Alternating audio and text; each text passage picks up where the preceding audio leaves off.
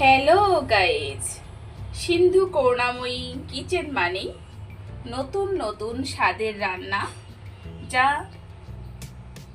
সবাইকে আকৃষ্ট করে এমন ধরনের রান্নার রেসিপি নিয়ে হাজির হয়েছি আমি সিন্ধু রান্নাঘর থেকে তোমাদের জানাই অনেক অনেক ভালোবাসা, শুভকামনা। আজকে এই রেসিপিটা আমি তোমাদের খুব সহজে দেখিয়ে দেওয়ার চেষ্টা করছি। আশা করছি যারা কখনো রান্না করনি তারাও কিন্তু পারফেক্টলি সুন্দরভাবে মজাদার এই রেসিপিটা করতে পারবে। আর এই রেসিপিটা কিন্তু ভীষণ ভীষণ মজা।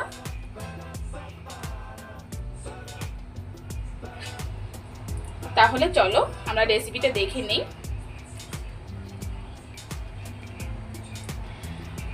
মিষ্টি কুমড়া দিয়ে আমি এই রেসিপি, মিষ্টি কুমড়া, পটল, আলু দিয়ে আমি এই রেসিপিটা মূলত তৈরি করছি। আশা করছি তোমাদের অনেক অনেক ভালো লাগবে। চলো আর দেরি নয়, রেসিপিটা দেখে নিই। লুচির সঙ্গে একবার ট্রাই করে দেখুন, বেশি মজা লাগবে এই রেসিপিটি।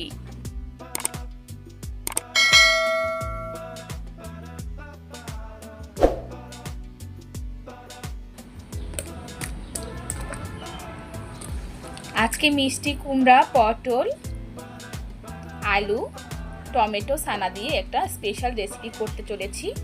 এই রেসিপিটি কিন্তু স্পেশালি পোলাও, সাদা ভাত, লুচি, পরোটা সব কিছুর সাথেই যায় এমন একটা রেসিপি তোমাদের মাঝে শেয়ার করতে চলেছি। আর আমি এমন একটা মশলা ব্যবহার করব যাতে এই সবজির টেস্ট দ্বিগুণ হয়ে যাবে। তোমরা যারা কখনো এই সবজি রান্না করে খাওনি তারা অবশ্যই কিন্তু বাসায় ট্রাই করবে।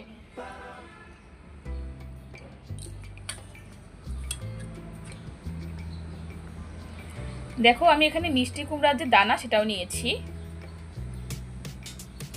এখানে দেখো কাঁচা লঙ্কা কুচি আছে, টমেটো কুচি আছে, মিষ্টি কুমড়া, পটল, সিদ্ধ করা আলু আর পনিরটা এমন করে নেওয়া হয়েছে। এই রান্নাটা কিন্তু খুব চমৎকার হতে চলেছে, কেউ ভিডিওটা স্কিপ করো না। আমি খুব সুন্দরভাবে তোমাদের এই ভিডিওটা দেখানোর চেষ্টা করছি। আশা করছি তোমাদের অনেক অনেক হেল্প হবে, ভালো লাগবে। আমি ফ্রাই প্যান গরম করে পরিমাণ মতো তেল দিয়েছি। এখানে তেজপাতা, শুকনো মরিচ ফোড়ন দিলাম, 5 ফোড়ন, কালো জিরা একটু বেশি দিতে হবে,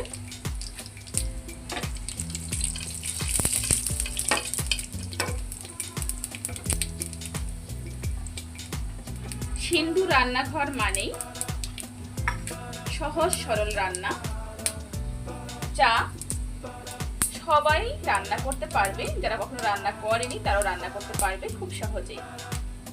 যখন হালকা ব্রাউন কালার হয়ে আসবে তখন আমি কাঁচা লঙ্কা কুচি দিয়ে দিব। আগে থেকে কেটে রাখা সবজিগুলো দিয়ে দিব।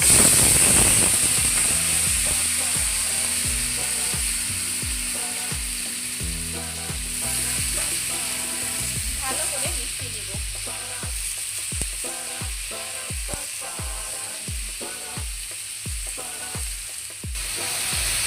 এবার আমি পরিমাণ মতো লবণ দিয়ে দিব আর পরিমাণ মতো হলুদ। ভালো করে মিশিয়ে নিব সবজির সাথে।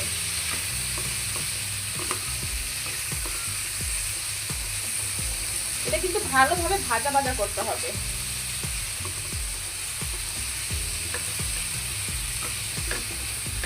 আর এই সবজিটি ঢাকার কোনো দরকার নেই।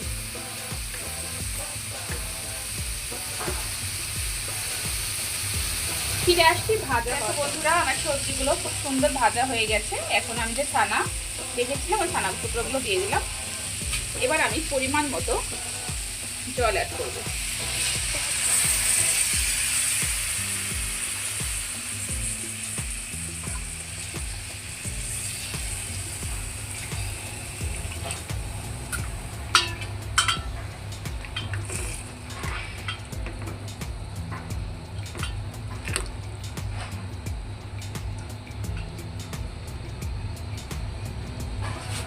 দেখতে পাচ্ছ কত সুন্দর হয়েছে।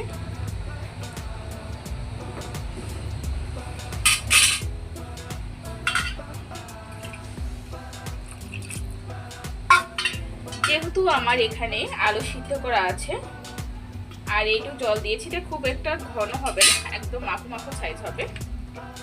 ফিরে আসছি বলক ওঠাতে।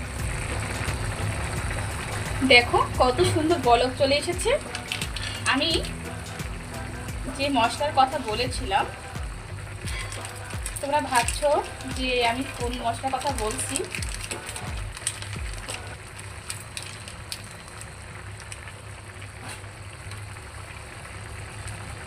চাট মশলা। এই চাট মশলা দিলে এই সবজিটা খেতে ভীষণ মজা লাগে।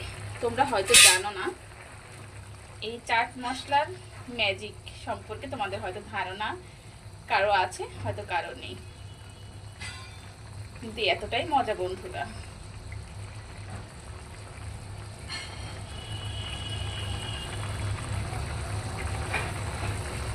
দেখো সুন্দরভাবে সিদ্ধ হয়ে গেছে। চাট মশলা দেওয়ার পরে 1 মিনিটের মতো কুক করতে হবে। হয়ে গেছে আমার রান্না। আশা করছি তোমাদের অনেক অনেক ভালো লেগেছে। আবার দেখা হবে নতুন কোনো রেসিপিতে। এ পর্যন্ত সবাই ভালো থাকো, সুস্থ থাকো। সবার জন্য আমার অনেক অনেক ভালোবাসা রইল। ধন্যবাদ সবাইকে আমার সঙ্গে থাকার জন্য এবং তোমাদের মূল্যবান সময় আমাকে দেওয়ার জন্য। ধন্যবাদ তোমাদের সবাইকে। অনেক অনেক ভালোবাসা, অনেক অনেক শুভকামনা।